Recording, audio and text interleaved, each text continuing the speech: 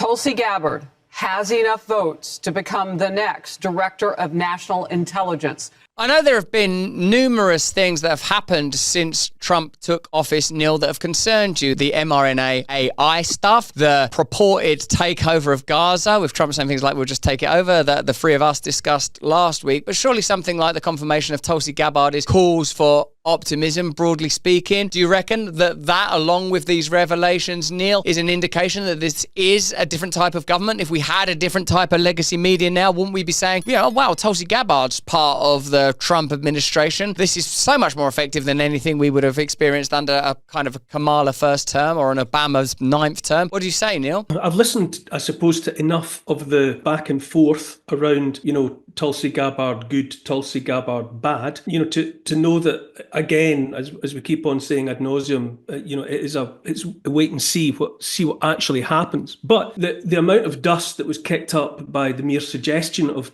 Tulsi Gabbard, I think, is meaningful. Mm-hmm. And I think on the face of it, it's absolutely a good thing. Absolutely a good thing that she's been confirmed. I very much defer to somebody like you played a clip there of Jeffrey Sachs. I'm prepared to listen to someone like him. He's been an advisor to the UN Secretary General in his time. He's been someone that's had access. He's been someone to whom, powerful people have gone to in search of, wisdom and suggested direction. And if he thinks that Tulsi Gabbard is the most important appointment of of Trump 2.0, then I would be open-minded about that. I was also encouraged, I've spoken in recent times, to Kavor Kalmassian, who's Syrian investigative journalist. He was very interested in the fact that Tulsi Gabbard had put herself out there as, obviously as having spoken to Assad and had spoken to the Assad regime, and she drew a lot of flack for having been someone. She was accused of being an Assad puppet or an Assad apologist. And speaking from personal experience, if you're accused of being a so-and-so puppet or a so-and-so asset, then, you're attracting flack because you're over the target. And also, again, another voice like Kavor Kalmassian, I listen to him because I think he's got wisdom that I don't have. Majid Nawaz, of Pakistani heritage, Englishman, extremely knowledgeable, extremely insightful. And he said to me in conversation that he is positive about the likes of Tulsi Gabbard being there. And so I'm always ready to listen at least to what people whose opinions I respect are saying. I certainly think there's enough excitement around her. But until it actually became apparent what she was actually going to do, what she was actually going to be able to do, I'll just wait and see. But I think she's a good sign. Do you think, Lara, that Tulsi Gabbard is the type of appointee that can impact the permanent state interests that many of us believe are at least being disrupted by this administration? I think that's why she was chosen. I mean, if you look at Tulsi Gabbard, she doesn't have a history in intelligence, right? That's not her background. So she wasn't picked for that reason. And if you look at the Trump appointments, I think what's kind of interesting about this, right? You hear about Pete Hegseth. Well, Pete Hegseth, was a captain.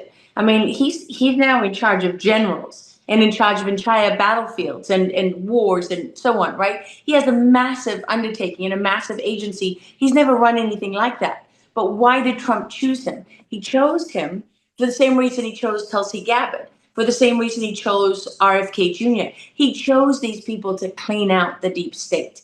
He knew exactly what experience they had and didn't have. And the old system, the old way of doing things would have been to choose the person, that sort of was consistent with a typical kind of choice in the past. Lloyd Austin, one of the worst defense secretaries ever in the history of the United States, who gave Afghanistan to terrorists. Okay, that guy is, a more typical kind of appointee, right? Tulsi Gabbard is a very unusual appointee. And what I think is particularly valuable about her is the fact that she came from the Democratic Party. She comes from a more libertarian outlook. She did go and talk to Assad, as Neil pointed out. What this shows is that Trump is not just looking for sort of monolithic political re-amplification, right? He's not just trying to be in an echo chamber. You're going to hear, I know Tulsi Gabbard. She is not going to keep quiet about her opinions. if she doesn't agree or she doesn't think something's right or she looks at something in a different way, she's going to make that known and heard. And that to me is very important coming out of government. That's what RFK Jr. is going to do. He's not coming from the conservative movement or from the Republicans. I mean, he's also a lifelong Democrat. So having some, having that difference of opinion, having sort of a range of views being built into the executive branch, I think that's an incredible thing. I don't know how it's going to play out. I'm not sitting here as some cheerleader, but I do think it's worth mentioning. And then what's consistent about these appointments is that yet again, just like Luna in charge of the release of the JFK files and so on, these are all outliers, right? These are people who have made it very clear that they march to their own drum. You're not going to tell Tulsi Gabbard to fall in line and do this and do that, because you chose her because she's the type who doesn't just fall in line. It doesn't mean she's not going to be a team player. Of course she is. But what it means is that, Trump really has people here who also have been attacked, right? I mean, these people have shown themselves over and over again. They've been attacked. And you know what they didn't do? They didn't run and hide. And so you have a combination here of a different sort of a range of views. And then you have, people who have made it very, very clear that they're going to stand their ground and they're going to fulfill their mission. And then I think what you see happening is they're being selected not because they fit the typical profile, but because they don't fit that profile. And we are in the phase of government here of cleaning up, right? I mean, Trump has got, this is decades, if not, longer than that, even more than a century in the making, this deep state infrastructure that he's cleaning out. And so that's going to take people who are not of the faint of heart, people who are willing to be attacked, who are willing to be savaged across the media if that's what happens, and who are going to stand their ground. So, I can tell you in all my personal dealings with Tulsi, she is definitely a very interesting person. And I agree with Neil that when someone is over the target, that's when you hear the loudest noise. The louder they shout about how much they don't want Tulsi, the more interested I am in seeing what Tulsi is able to do. Because the one and most important thing it tells me is that she's not owned by the deep state. Russell, you already mentioned Whitney Webb. Well, I'm guessing like you, I pay a lot of attention to what Whitney Webb has said and what she continues to say. You've already alluded to her more recent comments about, if you think it's that easy to get rid of the deep state, you've got another think coming. And I think that has to underlie everything that I'm thinking, everything that I am saying. And I'm not ready. I'm certainly not about to say that I can make a value judgment about the integrity of someone like Tulsi Gabbard, what she really means and what she really intends to do. But I would be absolutely prepared to give her the benefit of the doubt. It all comes down to whether or not if that person realistically has their foot on pedals and their hands on the steering wheel, or have they been equipped with, the toy steering wheel and whatever that you give to a toddler in the passenger seat so that they can feel like they're driving.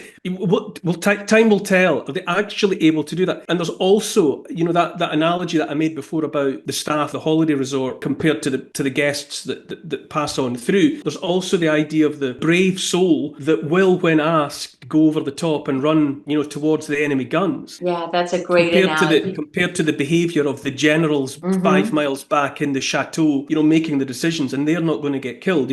Tulsi Gabbard could be, a cipher for that kind of person who is wholehearted and is prepared to charge the guns. But are they being given the covering fire genuinely and wholeheartedly by the people that are making the decisions? Unfortunately, we're still in this limbo period in relation to the documents that were being promised are going to be released. All the corruption that's going to get aired, the cleaning of the Augean stables and all of the rest of it. But it's not happening yet. You certainly, with Whitney Webb's wisdom in mind, it's only an opportunity to hope for the best, but always be prepared for more of the same. 1775. Some companies stand for diversity quotas and ESG scores. 1775 coffee stands for bold flavour, real quality, and the kind of work ethic that would get half of DC fired on day one. If your morning fuel should actually taste like coffee and not like the liquid equivalent of Biden's farts, you're in the right place. Dark roast hits harder than a Trump tariff. Medium roast keeps it bold without the bitterness. And Vitality Mushroom Blend fuels the fight with lion's mane, cordyceps and reishi.